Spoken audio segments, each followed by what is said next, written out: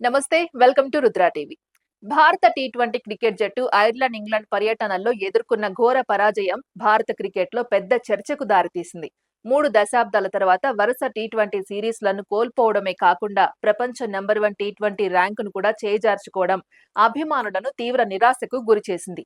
ఈ ఓటములకు ఆటగాళ్లు కొత్త కోచ్ గౌతమ్ గంభీర్ లేదా కెప్టెన్సీని మాత్రమే కారణంగా చూపించడం సరైన విశ్లేషణ కాదని, దీని వెనుక చాలా కాలంగా పేరుకుపోతున్న వ్యవస్థాపకపరమైన సమస్యలు ఉన్నాయని మాజీ క్రికెటర్లు, విశ్లేషకులు అభిప్రాయపడుతున్నారు.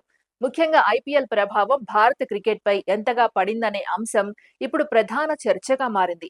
మాజీ క్రికెటర్, ప్రముఖ వ్యాఖ్యాత సంజయ్ మంజ్రేకర్ మాట్లాడుతూ, ఆటగాళ్లను విమర్శించటం చాలా సులభమని, కానీ అసలు సమస్యను ఎవరూ చూపడం లేదని అన్నారు. ఐపీఎల్లో బ్యాటింగ్ కు పూర్తిగా అనుకూలంగా ఉండే చదునైన పిచ్లు, చిన్న బౌండరీలు, అధిక స్కోర్లు, ప్రేక్షకుల వినోదాన్ని దృష్టిలో పెట్టుకొని రూపొందించే పరిస్థితులు భారత బ్యాటర్ల అసలు సాంకేతిక సామర్థ్యాన్ని దాచిపెడుతున్నాయని ఆయన పేర్కొన్నారు.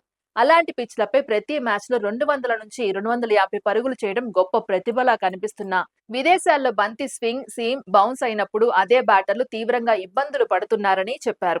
ఐర్లాండ్, ఇంగ్లాండ్ పర్యటనల్లో అదే స్పష్టంగా కనిపించిందని, జోఫ్రా ఆర్చర్, జో స్టంగ్ వంటి వేగవంతమైన బౌలర్లు వేసిన షార్ట్ పిచ్ బంతులను ఎదుర్కోవడంలో భారత యువ బ్యాటర్లు పూర్తిగా తడబడ్డారని విశ్లేషించారు.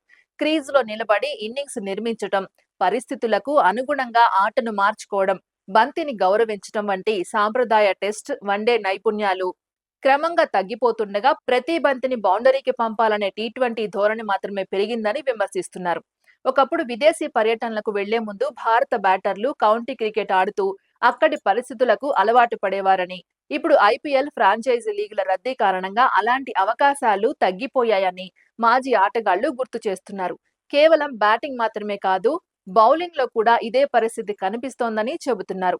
ఐపీఎల్లో బ్యాటర్లకు అనుకూల పరిస్థితులు ఉండడంతో బౌలర్లు కూడా యార్కర్లు, నెమ్మదైన బంతులు, వైవిధ్యాలపై ఎక్కువగా ఆధారపడుతున్నారు. కానీ విదేశాల్లో లైన్ అండ్ లెంగ్త్, సుదీర్ఘ స్పెల్స్, కొత్త బంతితో క్రమశిక్షణ బౌలింగ్ చేయవలసిన అవసరం వచ్చినప్పుడు మన బౌలర్లు కూడా ఒత్తిడికి గురవుతున్నారని అభిప్రాయపడుతున్నారు. మరోవైపు ఐపీఎల్లో అమలు చేస్తున్న ఇంపాక్ట్ ప్లేయర్ నిబంధనపై కూడా తీవ్ర విమర్శలు వ్యక్తమవుతున్నాయి. మాజీ వికెట్ కీపర్ పార్థివ్ పటేల్ సహా పలువురు మాజీ ఆటగాళ్లు ఈ రూల్ వల్ల ఆల్రౌండర్ల అభివృద్ధి పూర్తిగా దెబ్బతింటోందని అంటున్నారు.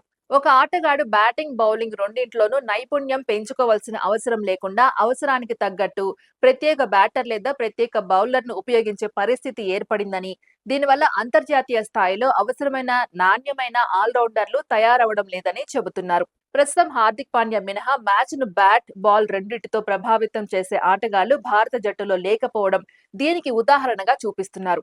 గతంలో యువరాజ్ సింగ్, రవీంద్ర జడేజా, ఇర్ఫాన్ పఠాన్, సురేష్ రైనా వంటి ఆటగాళ్లు జట్టుకు సమతుల్యతను తీసుకువచ్చేవారని, ఇప్పుడు అలాంటి ఆటగాళ్ల కొరత స్పష్టంగా కనిపిస్తోందని విశ్లేషకులు పేర్కొంటున్నారు. ఎంపికల విషయంలో కూడా మార్పులు అవసరమని సూచిస్తున్నారు. కేవలం ఐపీఎల్లో పరుగులు చేశాడని లేదా వేగంగా బ్యాటింగ్ చేశాడనే కారణంతో జాతీయ జట్టులో అవకాశం ఇవ్వకుండా విదేశీ పరిస్థితుల్లో సాంకేతికంగా రాణించే సామర్థ్యం, స్వింగ్ బౌలింగ్ ను ఎదుర్కొనే నైపుణ్యం, ఒత్తిడిలో ఇన్నింగ్స్ నిర్మించే ఓపిక, ఫిట్నెస్, మానసిక దృఢత్వం వంటి అంశాలను కూడా సమానంగా పరిగణలోకి తీసుకోవాలని మాజీ క్రికెటర్లు సూచిస్తున్నారు. దేశవాళీ క్రికెట్ కు, ముఖ్యంగా రంజీ ట్రోఫీ, దులీప్ ట్రోఫీ వంటి టోర్నీలకు మరింత ప్రాధాన్యం ఇవ్వాలని, అక్కడ రాణించిన ఆటగాళ్లకు జాతీయ జట్టులో అవకాశాలు పెంచాలని అభిప్రాయపడుతున్నారు. అలాగే విదేశీ పర్యటనలకు ముందు ప్రాక్టీస్ మ్యాచ్ల సంఖ్యను పెంచడం, అక్కడ పిచ్లపై ప్రత్యేక శిక్షణ శిబిరాలు నిర్వహించడం, కౌంటీ క్రికెట్లో యువ ఆటగాళ్లను ఎక్కువగా పాల్గొనేలా ప్రోత్సహించడం కూడా అవసరమని సూచిస్తున్నారు. భారత క్రికెట్ బోర్డు భవిష్యత్తు గురించి ఇప్పుడే ఆలోచించి తగిన మార్పులు చేయకపోతే ఐపీఎల్లో వినోదం కొనసాగినా అంతర్జాతీయ వేదికపై విజయాలు సాధించటం కష్టమవుతుందని హెచ్చరిస్తున్నారు. ప్రపంచ కప్లు, ఐసీసీ టోర్నీల్లో నిలకడగా విజయాలు సాధించాలంటే కేవలం పవర్ హిట్టింగ్ సరిపోదని, పరిస్థితులకు అనుగుణంగా ఆడే నైపుణ్యం, బలమైన టెక్నిక్, క్రమశిక్షణ, ఓర్పు, మ్యాచ్ అవగాహన కలిగిన ఆటగాళ్లను తయారు చేయవలసిన అవసరం ఉందని స్పష్టం చేస్తున్నారు.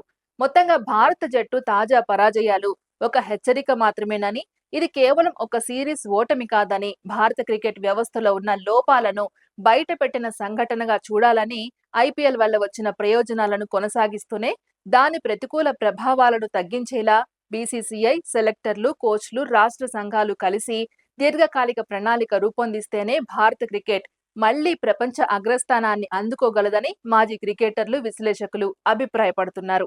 ఇది ఇవాల్టి అప్డేట్. మరో అప్డేట్‌తో మళ్ళీ కలుద్దాం. అంతవరకు చూస్తూనే ఉండండి రుద్ర టీవీ.